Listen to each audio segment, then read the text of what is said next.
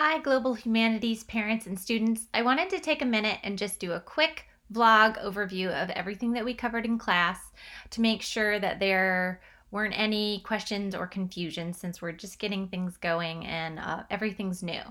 So the first thing we did in class was we went over our procedures and guidelines on a paper that looked like this. And parents, if you want to read over this with your kids, it's got background of globes. I was very proud of that.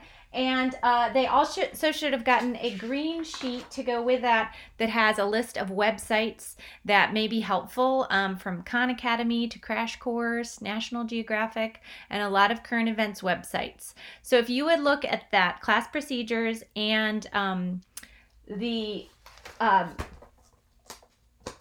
the website list and sign here at the bottom. Sorry, the website list, for most of them it should have been on the back of their weekly guide. So if you would just read over everything with them and ask them any questions, see if they can answer them for you, and then sign it and send it back with them next week. We put together our notebooks, which most of the kids are also in Writing for Muggles. So those kids have Writing for Muggles stuff in the front, and then they should have the Global Humanities in the back view binder. And if they want to put their big, I gave them all their documents inside of a folder like this, and if they want to use that in the center to separate the two classes, that's fine. I had them put their procedures and guidelines at the front. After that, they should have 4 tabs. The first one, I don't know how well you can read this, is literature. And we'll put literature notes and activities and information in that section. The second is geography. And the third is social studies. That will be where we put all the history, culture, religion, anything to do with people, and project stuff in that category. And then the fourth one is handouts. And I talked to them about what I'm calling handouts.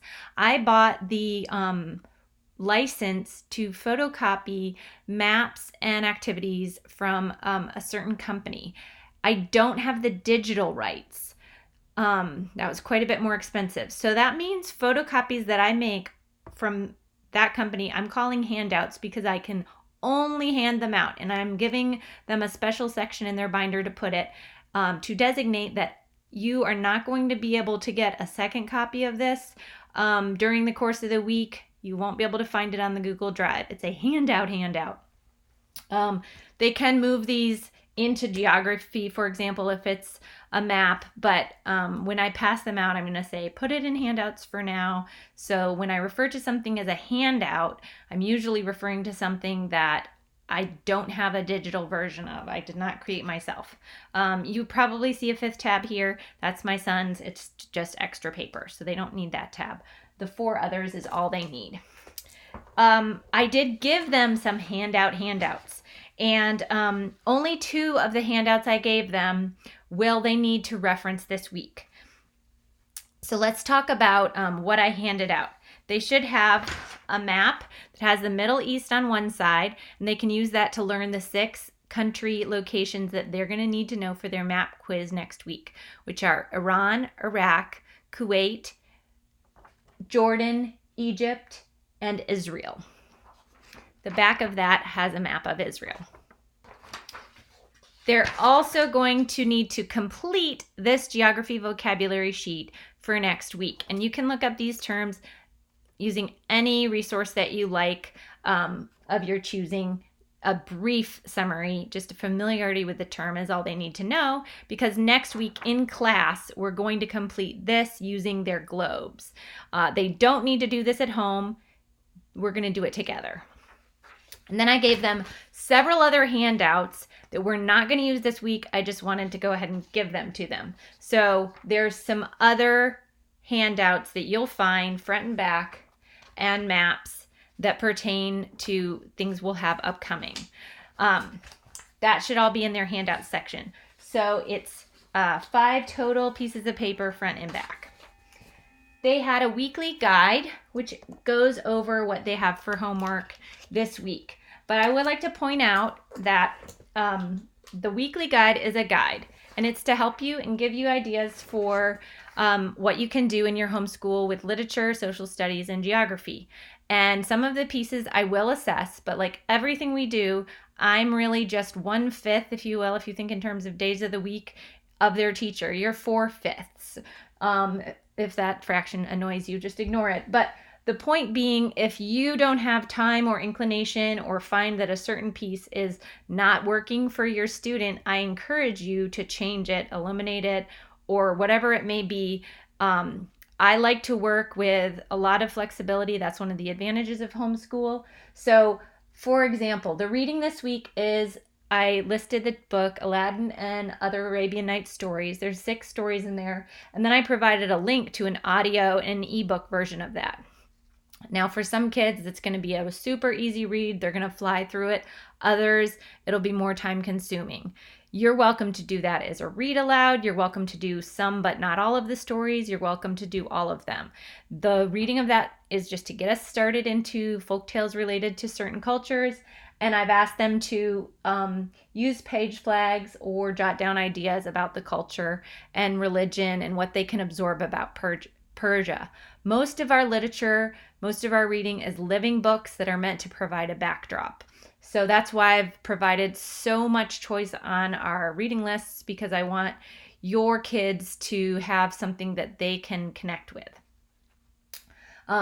So that won't be a quiz or something on that text. Geography, I provided some videos for them to watch. They can keep notes and narrate back to you what they watch. I'd like them to do all of them, but if you don't have time to do all of them, or you want to look up those countries in a different way than using Geography Now, that's totally fine. Narrating back to you is just the practice of them telling you back what they learned. Normal Charlotte Mason narration rules kind of say that you're not going to prompt them or question them or interrupt them to force them down a certain path. You're going to let them retell it and connect with ideas that resonated with them most. So you can interpret that how it works best for you and your student. Next week, we will have a map quiz where they're going to have to label those 6 countries on a map. And there's some online software games that are referenced on the back here that they can use to sort of quiz themselves and practice. For social studies, I've updated this a bit online to provide you a second source other than Crash Course, because a few kids were concerned that Crash Course they didn't think would be a good fit for their family. So I've added some links to an option for you to use Khan Academy or something else. Again, with the social studies topics, I'm really looking for that to be a backdrop for discussion. So if every student doesn't come back the following week with the exact same trivia absorbed from their material, that's not a concern to me. I don't know if that's a concern to you, but I want it to be a general overview where one student can say, I learned this about ancient Egypt. Oh yeah, well, I also heard this. If you're using Story of the World or some other readable option, that's completely okay with me. The titles of the videos give you an idea what I'm trying to cover. And I'll be more specific about that in future if it helps you. And then they do need to turn in an index card with their chosen major for this unit and what they think they're going to do for their project. And I don't expect them to do exactly what's on their index card, but I want them to start moving in the direction of an idea so that they can work on it a little bit at a time and not be doing the entire thing in the last week. And I told them that an estimate of how much time they should spend is probably a max of their grade level number of hours. So a 6th grader shouldn't spend any more than 6 hours. 7th grader shouldn't spend any more than 7 hours. 8th graders shouldn't spend any more than 8 hours, and so on. So it's good to get started on those early. I hope that answers some of your questions, and feel free to contact me if you have others. I'm still learning how to set things up on Google Classroom and get some of the attachments and assignment stuff squared away. So don't feel like it's you, it's probably me, and we'll work through it in the course of this unit and hopefully get things rolling really smoothly. I really enjoyed meeting your kids, and I look forward to next week. Talk to you later. Bye.